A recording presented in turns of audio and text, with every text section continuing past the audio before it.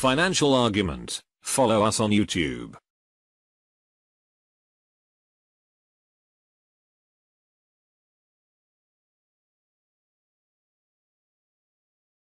That's got to be a laugh. But people believe it, you see.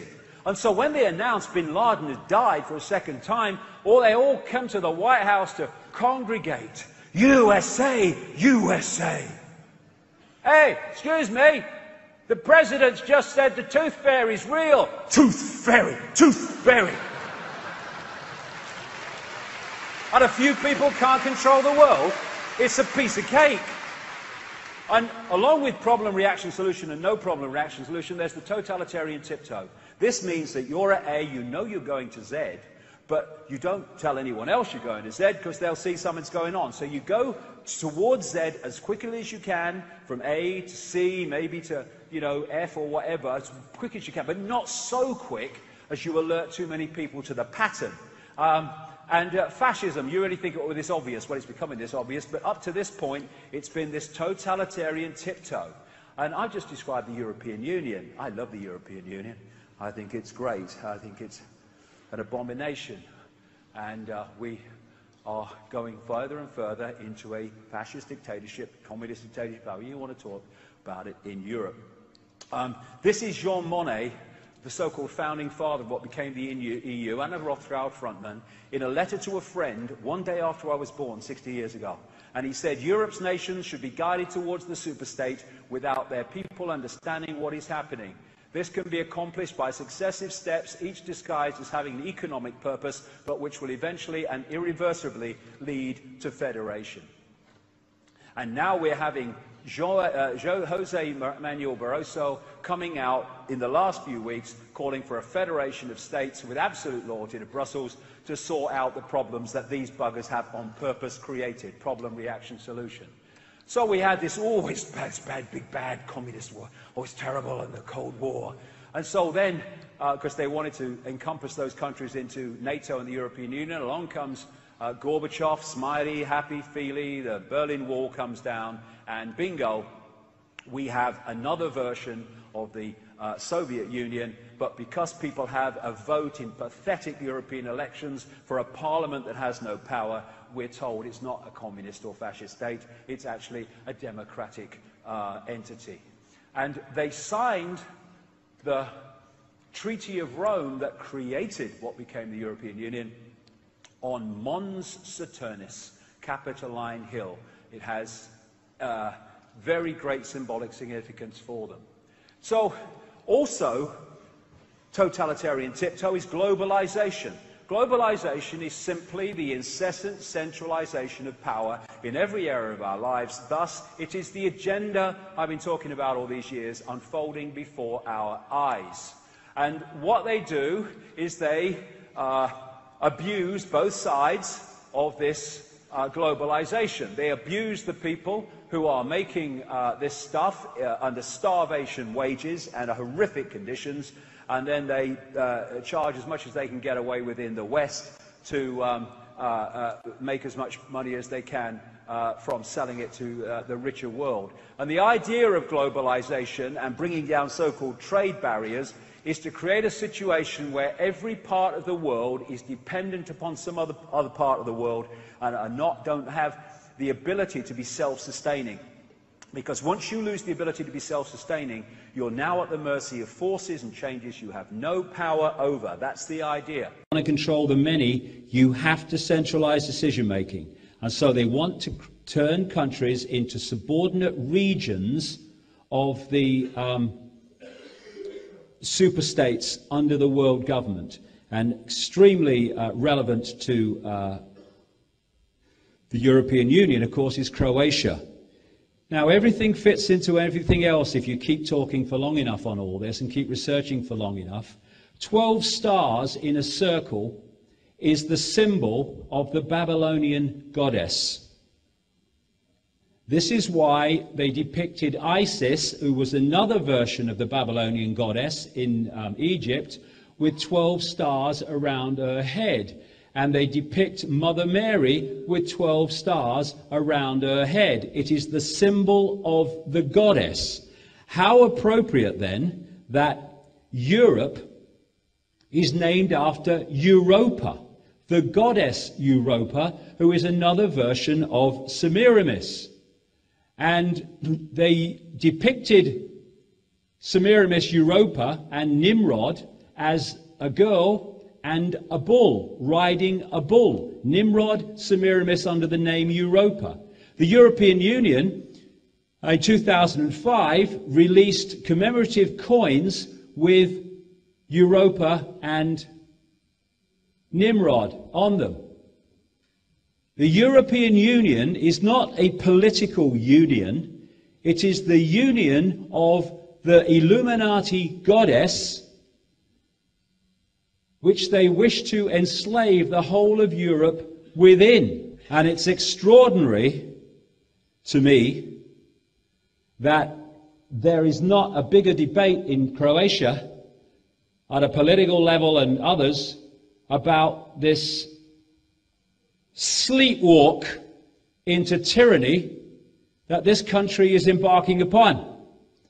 In Britain now, 75% of the laws that are introduced come not from the British Parliament, but from bureaucrats in Brussels, not elected people in the European Parliament. They're irrelevant. They're just there to give the impression there's some democracy,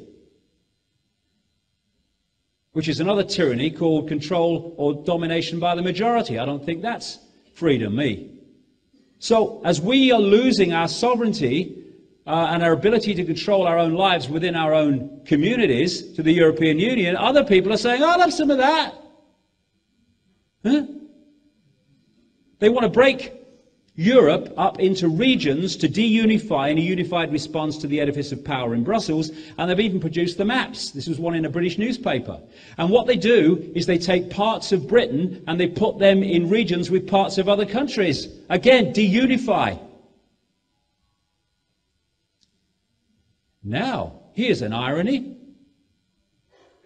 The organization that orchestrated, in my books I go into this in great detail, the organization that orchestrated the creation of the European Union was an organization called the Pan-Europa Movement, the Pan-Europa Goddess Movement, headed by, stands back in irony, the Habsburg dynasty, symbolism in the middle. So here's Croatia, the Croatian government, who are leading a country that removed the Habsburg control, and now they're handing it back to them and their networks that link into the Rothschilds without a gun being fired. And what is about to hit this country when that document is signed, people have no idea. The whole way of life of this country is finished within a matter of years. There's the European Union, controlled by bureaucrats in Brussels, unelected. 500 million people. And there's Croatia. Do you think it will have a say? Anybody think it will have an influence? And once you sign the document, Croatia becomes subject to anything they decide in the bureaucracy. And I'm told, I'm not here long enough to be an expert, I wouldn't claim to be, I wouldn't patronize you by saying I am, but from what I'm told, there's no debate worth the name going on in politics in Croatia between different political parties about going into the European Union. Well, they should be friggin' ashamed of themselves, given what they're about to impose upon this nation and upon this land. Why?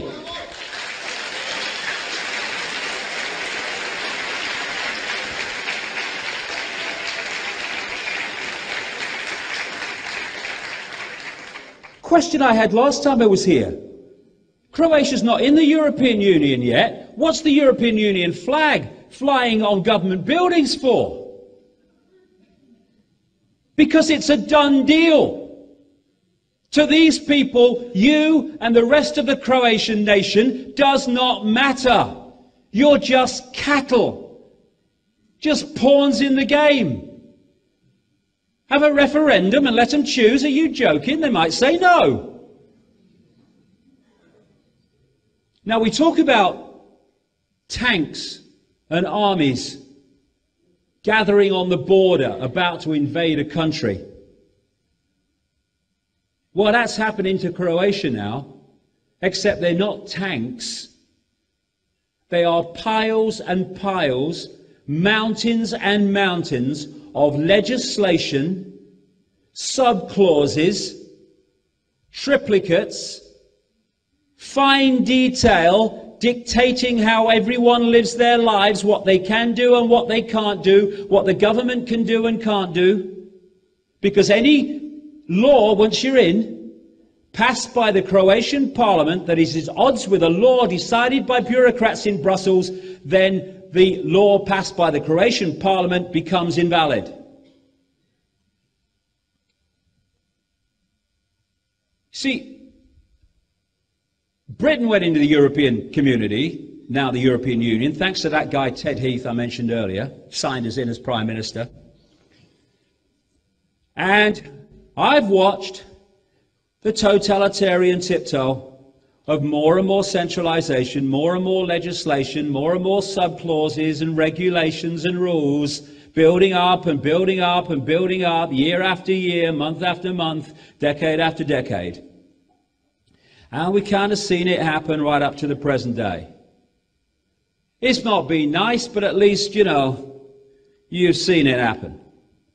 All of that is now piled up on the Croatian border.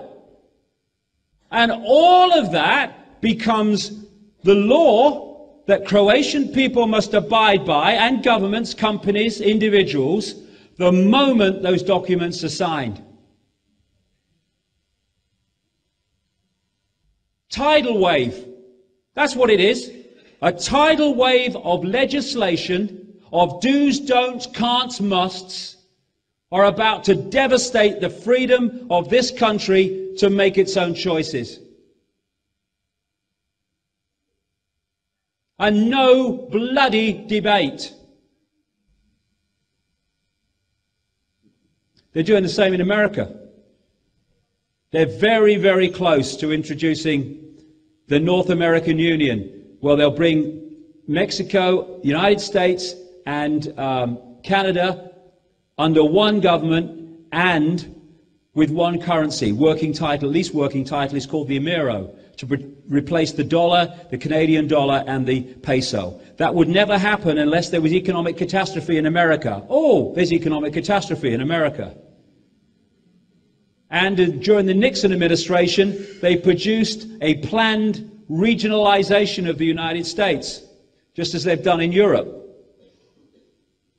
And so as this moves on, we have now a name for it, globalization, which is the centralization of every area of our lives. It is the agenda I've been talking about for nearly 20 years, now appearing before our eyes. And what we see with the protests and the left, and good luck to them with the protests and all that stuff, they protest against globalization, but they're missing such a point. Oh, please. This is not about big bad corporations being greedy. It is on one level, but the corporations are not the originators of globalization. They are the vehicles for it. And if all these different protest groups, protesting against war, protesting against unfair trade, protesting against globalization, would just realize they're all protesting against the same core force that's responsible for all of them. If we realize that, we might have just some chance of coming together. Because it's funny, not funny, aha, funny, oh my God, that the left in politics are some of the most resistant to accepting that there is a global conspiracy. And one of the reasons for that is it means their whole worldview has to change, because it's not us and them anymore. It's that group which control both us and them. They don't want to move that. They want to hold on to the old paradigm of us against them, right against wrong, right against left, good against bad. Political correctness is part of it. This is a politically correct sign. I love this. Caution, this sign has sharp edges. Do not touch the edges of this sign. Then at the bottom it says, also the bridge is out ahead. You know, it's a crazy world we're living in. So, programming the body computer. I'm going to go quickly through this because we need a break. They know the body's a computer, and therefore they know it can be programmed. The microchip, which I've been talking about and writing about for years, is now slowly but surely being introduced. We need to not accept that big time. Because, as I said in the first part of this presentation, they can have human-computer interface communication because they're connecting to computers. Well, a microchip can affect a computer system, a biological computer system. Microchips are not just for electronic tagging, though that's part of it, so the computer knows where you are all the time. Once you get a microchip inside you, they can start to manipulate you externally, mentally, physically, and emotionally. Because they are affecting the body computer systems. Therefore, they're affecting it electrochemically and physically. And they're much smaller than this now. And like I say, this is what they want, barcoded people. It's all hypnotism to put us in the vibrational prison. Computer access. Well, the human form at one level is an electrochemical organism.